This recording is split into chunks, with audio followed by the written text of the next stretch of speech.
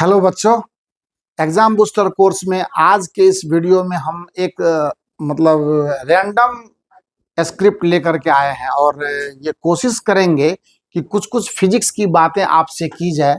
और उन बातों में सबसे पहले ओम के नियम की थोड़ी चर्चा कर लेते हैं। कभी कभी शॉर्ट आंसर में ये पूछता है और इसका एक ढंग से आपके पास स्टडी होना जरूरी है। कहने के लिए तो ये छोटी बात है, पर ये छोटी बात नहीं है। अगर इसकी समझ सही तरीके से नहीं रहेगी तो हमें प्रॉब्लम होगा, इसमें कोई शक की बात नहीं है। देखिए, जब किसी इलेक्ट्रिकल सर्किट में, यहाँ तो एक है हमारे पास, पर एक दूसरा भी सर्किट बना करके मैं कुछ चीजें आपको दिखा रहा हूँ। आपको भी ये मालूम है कि जब किसी सर्किट में हम सेल कनेक्ट करते हैं और सेल कनेक्ट करने के बाद अगर उसमें आप एक रेसिस्टर यानी प्रतिरोध जोड़ देते हैं, सपोज कीजिए आर की वैल्यू 100 ओम है और हमने इस पर जो है एक सेल 20 वोल्ट का लगाया, और जैसे ही स्विच ऑन करेंगे क्या होगा? सर्किट में करंट रन करेगा, धारा प्रवाहित होगी, और आपको तो पता है कि धारा की दिशा ये रहेगी इसमें। तो धारा का मान कितना होगा, यह जब भी निकालने की हमें आवश्यकता पड़ती है तो हर समय हमको ओम का नियम ही याद आता है, और एकमात्र वही व्यवस्था है जिसके थ्रू कि हम करंट का मान इस सर्किट में निकाल सकते हैं। और इसका वैल्यू अगर निकालना चाहेंगे तो ये 20/100 एम्पियर होगा। यहां से ये कितना हो जाएगा? 0.2 एम्पियर करंट का मान आएगा। पर ये जो व्यवस्था हम लाए हैं, क्या प्रतिरोध ओम के नियम का एक परमानेंट हिस्सा है या यह एक समानुपातिक नियतांक है? अगर ये दोनों बातें चर्चा करने की बात आ जाए तो समानुपातिक नियतांक के रूप में प्रतिरोध को हम लोग लेते हैं। बल्कि प्रतिरोध समानुपातिक नियतांक भी नहीं है, ये उसका इन्वर्स होता है। और कैसे होता है, उन सारी बातों की चर्चा हम आज इस लेक्चर में करेंगे, और प्रतिरोध से जुड़ी हुई और दूसरी भी बातें आपके साथ शेयर करेंगे। खास करके हम लोगों का ध्यान कंडक्टर यानी चालक के ऊपर रहेगा। और अब अगर मुझे ये कहा जाए कि ओम के नियम का सत्यापन करें आप, और ये शॉर्ट आंसर क्वेश्चन हो, क्योंकि लॉन्ग आंसर का इसका औकात है भी नहीं, तो हम लोग इसके लिए क्या करते हैं, इस तरह का एक परिपथ बनाते हैं। आपको मैं अच्छे तरीके से सबका क्या इंपॉर्टेंस है वो बता रहा हूं। एक यहाँ पे हम बैटरी लगाते हैं, ये एमीटर है। आपको पता है कि एमीटर जो है वो किसी भी सर्किट में सीरीज में यानी श्रेणी क्रम में जोड़ा जाता है, और इसका काम है जिस ब्रांच में आप इसको लगाएंगे ना, उस ब्रांच का ये करंट मेजर करके यानी धारा का माप करके आपको ये देता है। अच्छी बात है। और साथ में हमने यहाँ पर एक रेसिस्टर लिया, ये मेन रेसिस्टर है, हमारा मुख्य प्रतिरोध है। और इसके साथ हमने एक बदलते हुए मान वाला, इसको रेहोस्टेट कहा जाता है, या परिवर्ती प्रतिरोध भी इसका हिंदी में आप नाम दे सकते हैं। अंग्रेजी में इसका वेरिएबल रेसिस्टर या रेहोस्टेट, और हिंदी में परिवर्ती प्रतिरोध इसका नाम दे सकते हैं। आपको समझना ये है कि जब I बराबर V/R है तो I का मान और V का मान ये एक दूसरे के हिसाब से एक समानुपातिक कायदे में ये बढ़ेगा, क्योंकि ओम का नियम ये कहता है कि विद्युत धारा किसी भी परिपथ के किसी भी शाखा में अगर प्रवाहित हो रही है तो उस शाखा के छोरों के बीच जो विभवांतर होता है ना, उसके समानुपाती होता है करंट का मान, यानी I प्रोपोर्शनल टू होता है V के। आपको मैं छोटी सी एक बात और दिखाना चाहूंगा। सपोज कीजिए कि ये एक कोई प्रतिरोध है, मैं एक हिस्सा तोड़ करके आपको दिखा रहा हूं, आप थोड़ा इसको महसूस कीजिए। और ये मान लेते हैं A पॉइंट है और ये B पॉइंट है। क्लियर?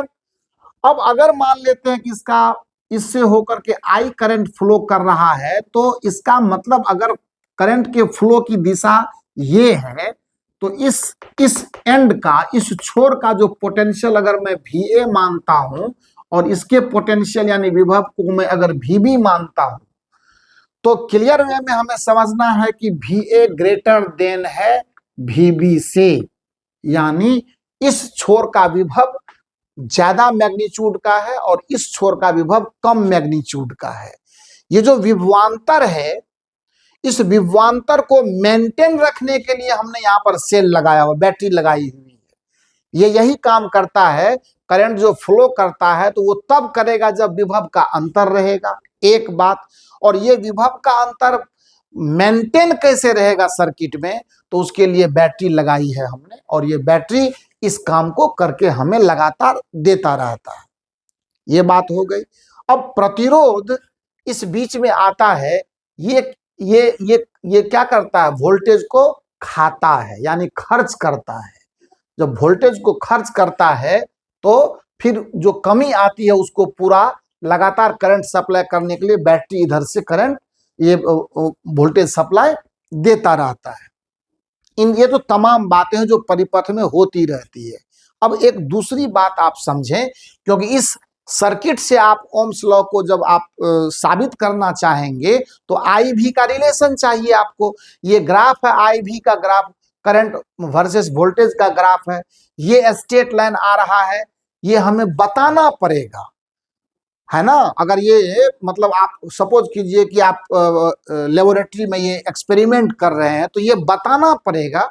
तो उसको बताने के लिए हम लगातार जो है क्या करते हैं, आप यहां से देखें कि आई का मान बढ़ेगा, आर का मान जब घटेगा, आर का मान जब बढ़ेगा तो आई का मान घटेगा। समझ गए बात को। तो उसके हिसाब किताब से हमने यहाँ पर आखिर ये जो हमने वोल्टमीटर लगाया है इस मुख्य प्रतिरोध के अलोंग, तो ये वोल्टमीटर जो है अपना जो वोल्टेज हमको रीड करके देगा, तो इस वोल्टमीटर के रीडिंग के हिसाब से यहाँ पर आई जा रहा है हमारा। तो ये आई और भी जो आपस में इधर से करंट भेजेंगे वहां पर वोल्टेज दिखेगा, करंट जाएगा वोल्टेज दिखेगा। तो ये करंट का मान जो हम अभी चेंज करेंगे, क्योंकि हमारे पास मास्टर यहां पर बैठा हुआ है, तो इसके लिए क्या करेंगे, हमारे हाथ में क्या है, वोल्टमीटर को तो मैं कुछ कर नहीं सकता हूं। हमारे हाथ में सिर्फ और सिर्फ यही है कि मैं प्रतिरोध के मान को, एक तो यह फिक्स है और यहाँ जो मान है इसका मान लेते, इस पर एक तरह से ये स्केल टाइप का है, ये स्लाइडर है इसके ऊपर, इसको जब इधर यहाँ से वहां चलाएंगे तो प्रतिरोध का मान घटेगा बढ़ेगा। तो जिस हिसाब से प्रतिरोध का मान लेते अगर मैं घटाता हूं तो करंट का मान बढ़ेगा, और जब करंट का मान बढ़ेगा तो इस रेसिस्टर के क्रॉस कितना वोल्टेज ड्रॉप हो रहा है ये वोल्टमीटर हमको माप करके लगातार देता चला जाएगा। क्योंकि ये एक बात और समझना है कि ये स्विच ऑन करने के बाद ये सारी घटना हो रही है, ये और ये सीरीज में है। जो भी वोल्ट रेसिस्टर यहां से उठाएंगे हम तो वो और ये सीरीज में होगा। तो जब सीरीज में है तो आपको तो पता है कि जब बढ़ाएंगे तो इक्विवेलेंट रेसिस्टेंस का मान बढ़ेगा, जब वो बढ़ेगा तो करंट का मान क्या होगा, घटेगा। करंट का मान घटेगा तो उस हिसाब से यहाँ पर पोटेंशियल ड्रॉप का मान घटेगा। तो जब करंट का मान घटेगा तो इस पर जो पोटेंशियल ड्रॉप का मान घटेगा तो ये वोल्टमीटर लो रीडिंग मारेगा। तो इस दोनों के बीच का जो संबंध होगा, आमीटर के बीच का और वोल्टमीटर के बीच का संबंध, उसी के अकॉर्डिंगली ये अपना वैल्यू हमको रीड करके देता चला जाएगा। और इस हिसाब से हम इस रिजल्ट पर, इस निष्कर्ष पर पहुंचेंगे और हम जो चीजें हम कैलकुलेट करके लाएंगे वो निर्विवाद रूप से एकदम कंफर्म आपको रहना है कि वो निर्विवाद रूप से आपको एक ऐसे संबंध की ओर लेकर जाएगा जहां आप बखूबी देख पाएंगे कि करंट और वोल्टेज आपस में समानुपातिक संबंध रखते हैं। और इसीलिए आई भी ग्राफ ये स्ट्रेट लाइन आता है। और ये खास करके कंडक्टर्स यानी चालकों में ये बातें होती है कि चालक जो बिल्कुल एकदम वेल डिफाइंड कंडक्टर है, मतलब मेटल्स है, तो वो कंडक्टर होगा तो उसमें हम ये चीज बिल्कुल क्लियर कट देख सकते हैं। तो ओम के नियम के सत्यापन के लिए जब भी आपको कोई सवाल इस तरह का मसला आता है तो आप एकदम खुले दिमाग से इस तरह का एक सर्किट बनाएंगे और सर्किट बनाने के बाद इन बातों को स्पष्ट रूप से लिख करके उसको बता देंगे कि किस तरह से करंट वोल्टेज का रिलेशन ओम के नियम का सत्यापन करता है।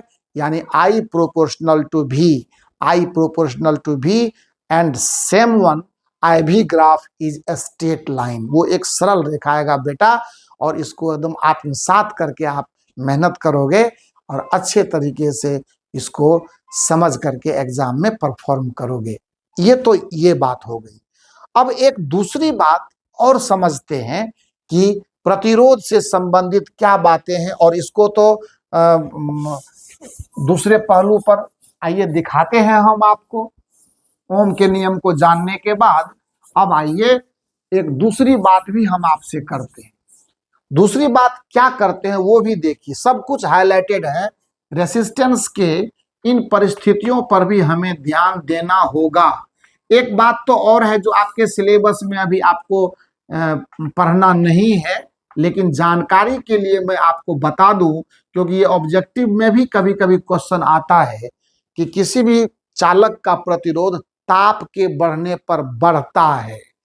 आप जाकर के 12 के सिलेबस में इसको बृहद पैमाने पर इसका मैथमेटिक्स आप देखेंगे। बहरहाल यहाँ पर जो है आपको ये चीज बिल्कुल एक लाइन मात्र सुनना है कि ताप के बढ़ने से चालक का प्रतिरोध बढ़ता है। इस वीडियो पर इसीलिए इस प्लेटफॉर्म पर इसीलिए लगातार आपको बने रहना है कि जैसे ही आप 10th पास करेंगे तो बिल्कुल कोटा लेवल का, कोटा मतलब जहां आप LN वगैरह आप जहां और सब इंस्टीट्यूट से जहां पढ़ने जाते हैं उस लेवल का फिजिक्स मिलेगा आपको एकदम 11th 12 JEE और नीट का। इसीलिए इस प्लेटफॉर्म से आपको लंबा रिलेशन बनने वाला है, तो उस रिलेशन के लिए आपको इस प्लेटफॉर्म के साथ हमेशा रहना है। तो आपको आगे इंजीनियरिंग और मेडिकल यानी JEE नीट की तैयारी आप अगर करते हैं, या अगर उसके ऊपर जा करके आप जनरल फील्ड का भी तैयारी करेंगे, जैसे बिहार पुलिस दरोगा इस सब का करेंगे, तो उसके लिए भी आपको इस प्लेटफॉर्म की सख्त आवश्यकता पड़ेगी और ये सबसे बेहतर साथ देगा। बहुत सारे हैं, लेकिन ये भाषा जो अपनी भाषा है, जो अपना अंदाज है, अपने माहौल के, अपने कल्चर के टीचर से जब पढ़ते हैं तो उनकी भाषाएं भी समझ में अच्छे तरीके से आती है, उनके तरीके भी समझ में आते हैं, तो इसलिए ये बेहतर है। आइए प्रतिरोध पर कुछ और बात करके देखते हैं। देखिए, किसी भी चालक को अगर मैं ये बोलूं कि यह एक कोई चालक है, एक चालक तार लिया मैंने और इस चालक तार का ये मान लेते हैं क्रॉस सेक्शनल एरिया है और ये इसकी लंबाई है L, मान लो L लंबाई का ये चालक है, और जिस किसी भी मटेरियल का ये बना हुआ हो, लोहा हो, तांबा हो, एल्युमिनियम हो, जो भी हो, तो उसकी अपनी एक अपनी बात होती है। तो कहा ये जाता है, बाकी जितना भी फिजिकल कंडीशन है उसकी बात अभी नहीं कर रहे। फिजिकल कंडीशन का मतलब टेम्परेचर वगैरह, ये सब बिल्कुल जो है वो है, वो अभी सब कुछ एज इट इज है, मतलब जैसा था वैसा है, मतलब कांस्टेंट टेम्परेचर की बात मैं कर रहा हूं, वो है। तो ऐसा देखा गया कि इसमें जो अगर आप इसको जोड़ा गया, मान लेते हैं कि इसको हमने एक सर्किट दिया, सर्किट देने के बाद जब इससे करंट फ्लो हम करवा रहे थे तो हमने कुछ चीजें देखी, और वो चीजें क्या देखी हमने ये देखी कि इसमें जो प्रतिरोध उत्पन्न होता है, क्योंकि ये तो प्रतिरोध है, जहां चांद है तो चांद पर दाग भी है, अगर चालक है तो चालक में प्रतिरोध भी होता है। कोई भी चालक प्रैक्टिकल प्लेटफॉर्म पर बिना रेसिस्टेंस के, यानी जब करंट फ्लो करेगा तो करंट फ्लो का विरोध वो करेगा ही करेगा। एंड प्रतिरोध की तो परिभाषा आज के डेट में आपको मालूम है। तो ये जो प्रतिरोध इसमें है, तो हमने इस प्रतिरोध की क्वालिटी जाननी चाहिए, तो हमें क्या क्या मिला ये समझिए। यह जो प्रतिरोध है ना बेटा, ये समानुपातिक संबंध रखता है आपके इस चालक की लंबाई के, सीधा संबंध है। अगर ये वायर और लंबा में कर दूं ना तो प्रतिरोध का मान और बढ़ेगा। यही प्रतिरोध उल्टा अनुपात रखता है अनुप्रस्थ काट के क्षेत्रफल। ये देख रहे हैं ना आप, ये वाला, इसको मैंने ए लिखा हुआ है, ये वाला देख रहे हैं ना आप, इसको क्रॉस सेक्शनल एरिया कर, इधर देख लीजिए, ये इसको थोड़ा गौर से देखिएगा। ये जो है ना, ये दिख रहा है ना आपको, ये अनुप्रस्थ काट है, इसका क्षेत्रफल है, मान लेते हैं अगर मैंने ए माना हुआ है, तो इसका इनवर्सली प्रोपोर्शनल होता है ये आपका प्रतिरोध। क्लियर हो गया।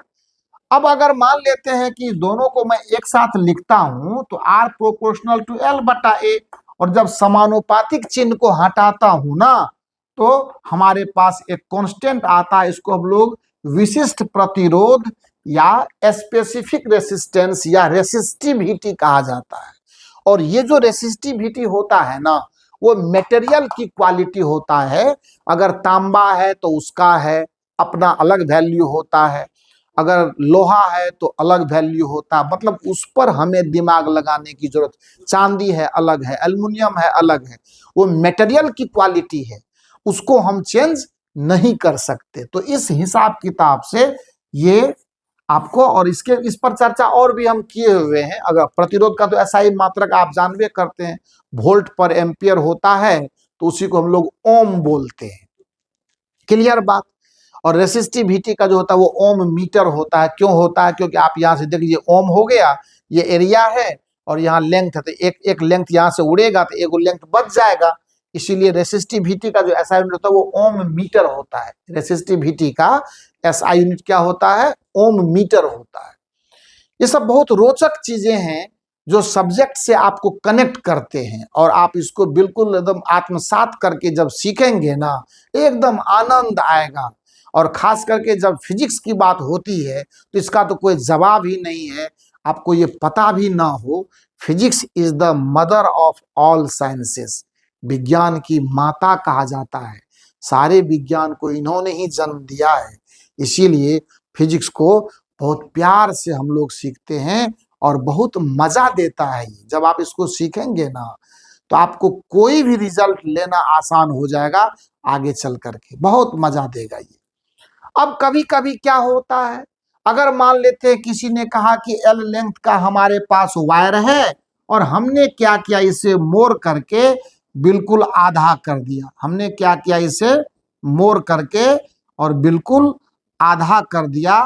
तो आप बता दीजिए कि अब जो है इसका प्रतिरोध कितना रह जाएगा। देख लीजिए, मोड़ दिया, मोटा मोटी मैंने कर दिया है। अब सपोज कीजिए कि पहले अगर इसकी लंबाई एल रही होगी, अब इसकी लंबाई हो गई है कितनी? L/2। लेकिन ऐसे मामले में, और अभी इसका प्रतिरोध R था, इसका L था, क्रॉस सेक्शनल एरिया मान लेते हैं A था, और कहा कि इसको हमने एक के ऊपर ऐसे उल्टा करके इसको मैंने ऐसे फोल्ड कर दिया, तो लंबाई आधा हो जाएगा। तो लंबाई जब इसका आधा हो जाएगा, तो अब इसका प्रतिरोध अगर मैं R1 मान लेता हूं, तो मटेरियल तो वही है।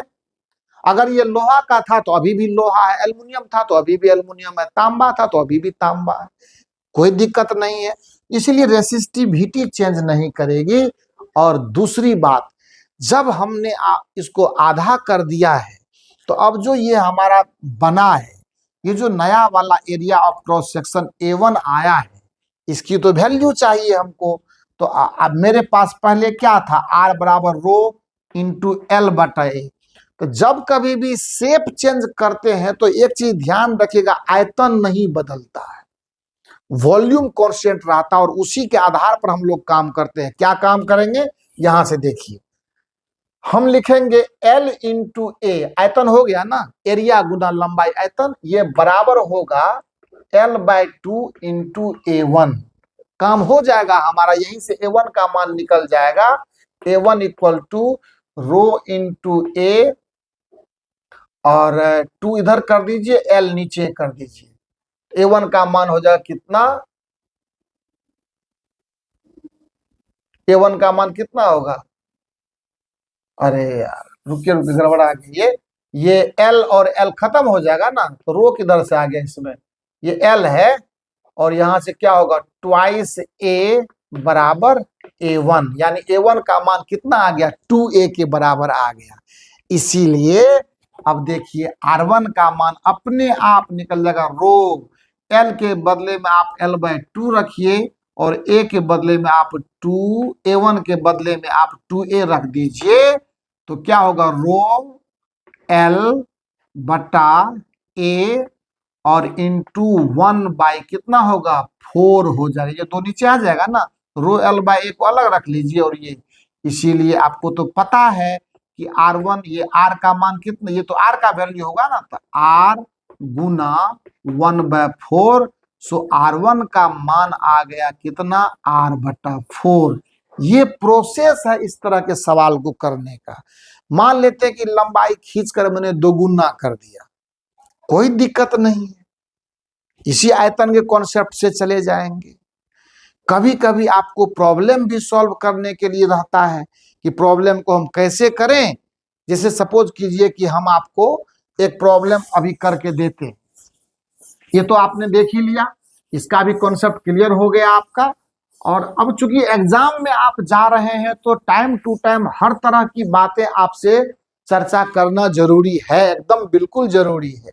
सपोज कीजिए कि किसी ने एक सवाल कहीं अगर दे दिया हॉल में आपको, क्योंकि न्यूमेरिकल भी तो पूछता ही है, इस तरह से दे दिया और यहां से एक प्रतिरोध इस तरह से लगा करके और आपको बोल दिया कि बताइए कि अगर मैं इसके साथ एक बैटरी जोड़ता हूं, मान लेते हैं यहां से एक बैटरी मैं जोड़ देता हूं 10 वोल्ट का, 10 वोल्ट का मैं बैटरी जोड़ देता हूं और ये मान लेते हैं 5 ओम है, ये भी 5 ओम है और ये 10 ओम है। और आपको किसी ने बोल दिया कि बताइए कि 10 ओम से कितना करंट फ्लो होगा, क्या करेंगे आप, चिंता में डूब जाएंगे? जी नहीं, सबसे पहले हम निकालेंगे कि हमारा बैटरी करंट कितना दे रहा है सर्किट को, कैसे निकलेगा। ये दोनों देखिए श्रेणी क्रम में यानी सीरीज में है, इस दोनों को जोड़ेंगे तो क्या हो जाएगा, ये क्वेश्चन है आपको और आपको पूछा गया है कि इसमें सपोज कीजिए I1 का वैल्यू कितना होगा, निकाल दीजिए। तो सबसे तो पहली बात है करंट को आपको बांटने का हुनर आना चाहिए। यहाँ जंक्शन मिला, किरचॉफ का नियम लगाएंगे और ये I मान लेते हैं कि I1 इधर गया तो इसको मैं लिख देता हूं I-I1, है ना, अपने आप निकल जाएगा, उसका टेंशन नहीं लेना है आपको। तो अब जैसे I1 करंट इधर गया है तो जाने दीजिए, अब ये तो जब सेम करंट I1 जा रहा है, इधर से I-I1 गया और इस जंक्शन पर मिल करके फिर से आप सर्किट को I करंट आपने दे दिया। ये तो करंट का बंटवारा हमने किया। लेकिन सर्किट को जब देखते हैं तो ये दोनों हमको किस में नजर आता है, सीरीज में नजर आता है। तो 5 और 5 10 ओम और उसके साथ ये पैरेलल में है, तो क्या हो जाएगा, यानी हमको I-I1 का मान निकालना। मैं आज एक बिल्कुल अलग मूड में आपको लेक्चर दे रहा हूं, आप टेंशन लेना नहीं है, आपको बहुत मजा आएगा ये लेक्चर देख करके। तो हमारे पास ये क्या होगा, R इक्विवेलेंट, ये दोनों तो पैरेलल में होगा समांतर क्रम में, तो 1/R इक्वल टू 1/10 और प्लस 1/10। इस दोनों को मैं एक साथ ले करके यहाँ कर दिया हूं, ये 2/10 यानी 1/5, यानी इक्विवेलेंट रेसिस्टेंस का मान आ गया 5 ओम। ये R इक्विवेलेंट है तो R इक्यू का मान आ गया 5 ओम। बहुत बढ़िया बात। जब 5 ओम आ गया तो आपको ये भी समझना पड़ेगा कि I का जो वैल्यू होगा वो V/R इक्विवेलेंट के बराबर होगा। तो बोलिए कितना होगा, V का मान कितना है, बैटरी 10 वोल्ट का है और R इक्विवेलेंट है कितना, 5 ओम, यानी 2 एम्पियर करंट बैटरी दे रहा है। 2 एम्पियर करंट कौन दे रहा है, बैटरी दे रहा है। ये मैं आपको थोड़ा बृहद पैमाने पर आपको समझाने के लिए मैं ऐसा कर रहा हूं। हालांकि इसका सवाल, इस सवाल का जवाब बिना कैलकुलेशन के आदमी देख करके दे सकता है, लेकिन इसके थ्रू मैं कुछ आपको सिखाना चाह रहा हूं कि पैरेलल कॉम्बिनेशन जब होता है प्रतिरोध का। अब देखिए यही सवाल एक जरा सा अगर उंगली आप घुमा दीजिएगा, ये सवाल थोड़ा सा ट्विस्ट हो जाएगा। मान लेते हैं यहाँ वोल्टमीटर लगा देंगे और बोलेंगे कि ये 5 ओम जो है ये कितना वोल्टेज खा रहा है बता दीजिए। तो सवाल को फिर आपको करके देखिएगा। इस तरह का वीडियो मैंने पहले बना करके आपको दिया हुआ है, थोड़ा पीछे चले जाइएगा तो आपको मिलेगा। तो ये हो गया। अब ये जो यहां से करंट गया, आप दोनों मिलकर के 10 ओम है।